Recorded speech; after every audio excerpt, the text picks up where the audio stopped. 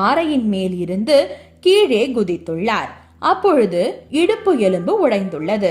அதன் பின்னர் கோரக்கரின் தரிசனம் கிடைத்தது என்று மாண்டுகநாத சித்தரே அவருடைய அனுபவத்தை நம்மிடம் பகிர்ந்து கொண்டார்.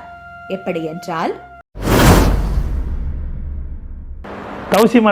தவசிப்பாறையில் மேலே ஒத்த மரம்ங்கிற ஒரு மரத்துக்கிட்ட போய் வாழ்க்கையை முடிச்சுக்கலாம்னு அங்கேருந்து குதிச்சுட்டேன். அவ்வளோதான், சூசைட் அட்டெம்ப்ட்.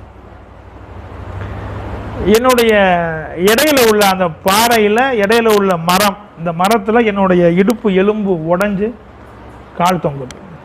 இந்த இடுப்பு எலும்பு உடஞ்சிருச்சு. மீண்டும் என்னைய திருப்பி இந்த குறையோடு இருக்கக்கூடாதுன்னு திருப்பி விழுகும் போது தான் இந்த தோள்பட்டையில் எனக்கு ஒரு கை வந்து அணைச்சிச்சு.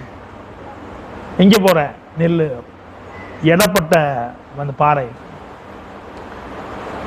இந்த இடுப்பு எலும்பு